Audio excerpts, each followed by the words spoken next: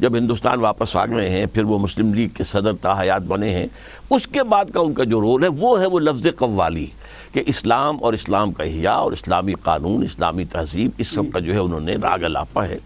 اور اس کے بعد جو پاکستان بننے کے بعد میرا جو تجزیہ ہے وہ یہ ہے کہ قائد اعظم جو ہے بین الاقوامی سیاست پر بھی نگاہ رکھتے تھے۔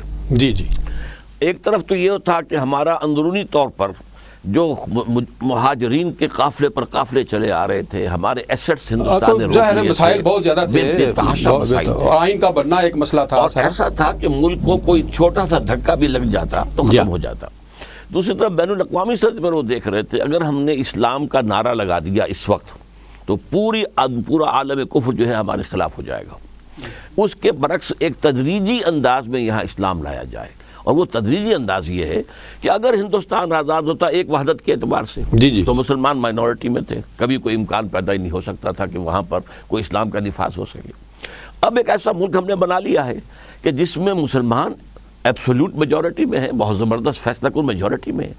اب اگر مسلمان چاہیں تو اسی پروسیس کے اندر سے جو آج دنیا کے اندر معروف ہے کہ ایک پارلیمانی نظام ہے یا کوئی پارلیمنٹ ہے یا کوئی کانگریس ہے، اس کے اندر منتخب لوگ لا رہے ہیں اور وہ قانون بنا رہے ہیں، یہ دنیا کا جو معروف انداز ہے، اسی انداز میں یہاں پر اسلام آئے، بجائے اس کے کہ ایک دم ہم نعرہ لگا دیں اور عالم کفر کو۔ اور یہ نوٹ کر لیجئے کہ اسرائیل بھی قائم ہو چکا ہے 1948 کے اندر، اور اسرائیل کے اور یہودیوں کے جو زعیم تھے قائد اعظم سے جو ہے چھپے ہوئے نہیں تھے۔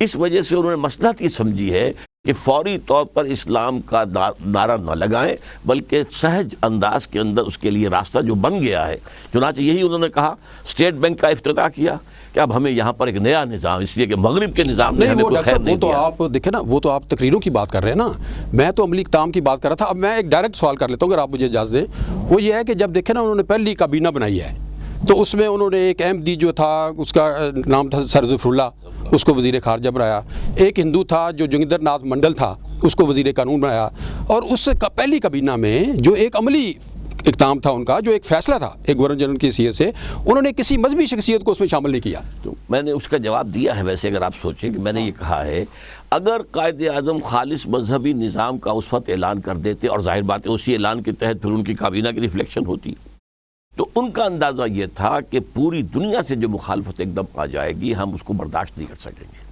لہذا پکچر وہ دی ہے۔ آپ کا خیال ہے پاکستان فوکس تھا اس وقت جی انٹرنیشنل لیول پہ، اور لوگ دیکھ رہے تھے اس کو کہ بھئی یہ نومولود ہے، اور چنانچہ جو بات ہے وہ ہوئی ہے، فائنینشلی بھی اس کے پرابلمز ہیں۔ میں کروں کہ واقعتاً یہ ہو گیا کہ لیاقت علی خان نے اگر قرارداد مقاصد پاس کرا دی، اسے قتل کرا دیا گیا۔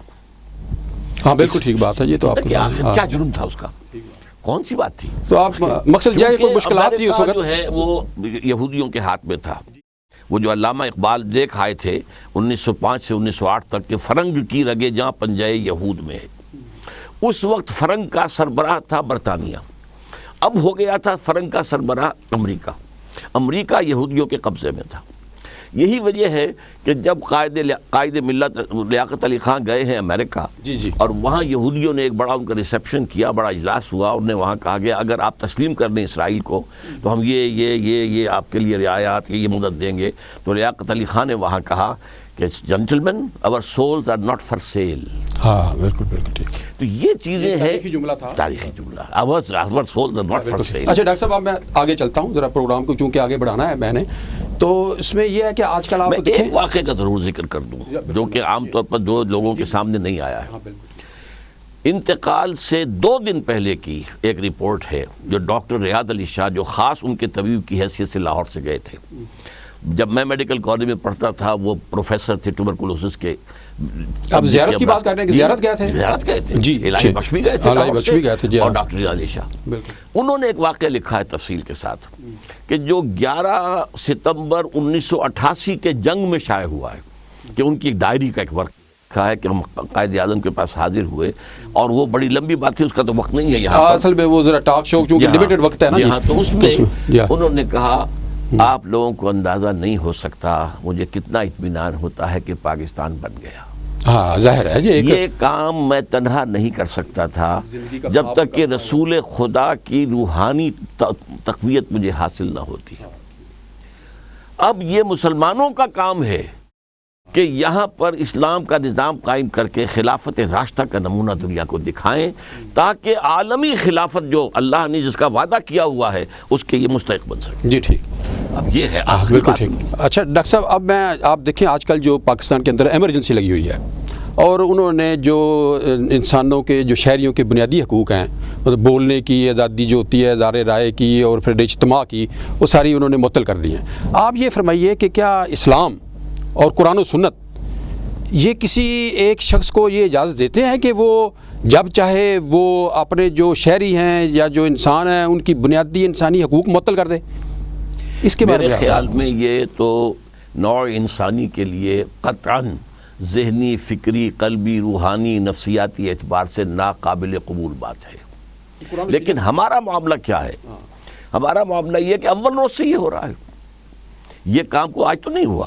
دستور تو میرے نزدیک اسلام بھی کسی کو اجازت نہیں دیتا، اور جیسا کہ یعنی کسی بھی حالت میں، جی کسی بھی حالت میں نہیں۔ اچھا، بالکل ان کے کوئی اسلامی تاریخ میں کوئی ایسا واقعہ خلفائے راشدین کا کہ انہوں نے کسی کی پابندی لگا دی ہو کہ بھائی تم لکھ نہیں سکتے، تم بول نہیں سکتے؟ نہیں، بالکل نہیں۔ اچھا، بلکہ یہاں تک آتا ہے کہ ایران کے گورنر جو تھے سعد ابن ابی وقاص، اور وہ اس کے فاتح بھی تھے، انہوں نے اپنے گھر کے باہر ایک ڈیوڑی بنا دی اور ایک آدمی کو کھڑا کر دیا۔ اچھا، اس کا حضرت عمر کو اس کی اطلاع دے دی گئی، مخبری کا نظام تھا حضرت عمر کو کہ یہاں پر ایک ڈیوڑی بنا کر آدمی کھڑا کر دیا گیا پہرے دار۔ حضرت عمر نے ایک قاصد بھیجا اور خط بھیجا، جاؤ جاتے ڈیوڑی کو آگ لگا دو، اور خط میں لکھا کہ اے عمر ابن سعد، لوگوں کو ان کی ماؤں نے آزاد جنا تھا، تم کون ہوتے ہو انہیں اپنا غلام بنانے والے؟ تم اپنے اور عوام کے درمیان، یہ درمیان کے اندر جو ہے یہ کھڑے کر رہے ہو پہرے دار۔ اس درجے حریت، اور اس قاصد نے جا کر پہلے آگ لگائی ہے پھر خط دیا۔ اچھا جی، اچھا ڈاکٹر صاحب، اب یہ فرمائیے کہ یہ کیا اسلام میں آمریت اور شہنشاہیت کی کوئی گنجائش ہے؟ دیکھیے، اصل میں آمریت، شہنشاہیت اور جمہوریت یہ انسان کے جو سوشل ایولیوشن کے پروسیس کے درمیان میں آنے والے سٹیجز ہیں۔ ایک زمانہ تھا جب کہ ابھی ملوکیت ہی لوگوں کو معلوم تھی، اور اس کے علاوہ کچھ معلوم ہی نہیں تھا۔ اس سے بھی پہلے یہ تھا کہ ٹرائبل سسٹم تھا، تو جو چیف آف دی ٹرائب ہے اس کا کہنا ماننا، ہر حال میں ماننا، وہ گویا کہ عامر ہوتا تھا، چاہے وہ مشورہ بھی کرتا تھا لیکن بہرحال عامر ہوتا تھا۔ پھر ملوکیت، ظاہر بات ہے آمریت ہی کی ایک شکل تھی۔ تو ایک زمانے میں انبیاء بھی ملوک ہوئے۔ حضرت داؤد کون تھے؟ حضرت سلیمان کون تھے؟ فرق کیا تھا کہ فرعون بھی بادشاہ تھا اور حضرت داؤد بھی تھے، لیکن حضرت داؤد اللہ کے بندے تھے، اللہ کے نبی تھے، اللہ کا حکم نافذ کرتے تھے، وہ خلیفہ تھے۔ قرآن مجید نے انہیں کہا ہے یا داؤد انا جعلناک خلیفۃ فی الارض، اے داؤد ہم نے تمہیں زمین میں خلیفہ بنا۔ خلیفہ نائب ہوتا ہے، اور فرعون یہ کہتا تھا میں بادشاہ ہوں، میں مالک ہوں، الیس لی ملک مصر۔ تو یہ جو ہے فرق ہے اس وقت کی شہنشاہیت۔ لیکن جب انسانی شعور جو ہے وہ بالکل بالغ ہو گیا ہے، اب اس کے بعد کوئی گنجائش نہیں ہے اسلام کے اندر، اور اس کا نمونہ خلافت راشدہ کا ہے۔ ہمارے لیے آئیڈیل وہ ہے، وہاں نہ کوئی ڈائنسٹی تھی، نہ کوئی ایک شخص جو ہے فرد واحد جو ہے وہ مختار مطلق ہوتا تھا، شورا ہوتی تھی، اس کے ساتھ مشاورت سے بات ہوتی تھی۔ یہ نہیں تھا کہ اس کے بعد اس کا بیٹا جو ہے وہ جو ہے خلیفہ بن جائے۔ حضرت علی سے کہا بھی گیا کہ آپ وصیت کر جائیں حضرت حسن کو، آپ نے کہا نہیں، میں تو نہ تمہیں روکتا ہوں اور نہ تمہیں حکم۔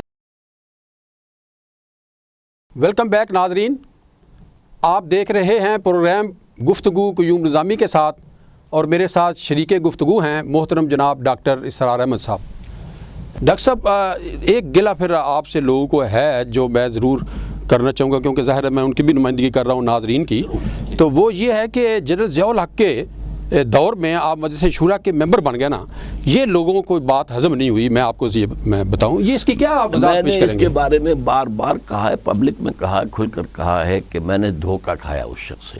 دیکھیے، دو باتیں فرق ہیں، ایک یہ ہے کہ آپ کو کوئی چیز پسند ہے یا ناپسند، جی جی، ایک یہ کہ کوئی شے فی الواقع موجود ہے، اب کیا کیا جائے؟ فی الواقع تو موجود ہے، اس کے ہاتھ میں طاقت تو آ گئی تھی، اس سے پرہیز کی جائے۔ اب اس سے مطلب یہ نا، میں عرض کرتا جیسے ہوں، اس دور میں آپ کو پتا مجھے کوڑے لگے تھے، جی، میں نے کوڑے کھائے تھے، میں نے اس نے مجھے آفر کی،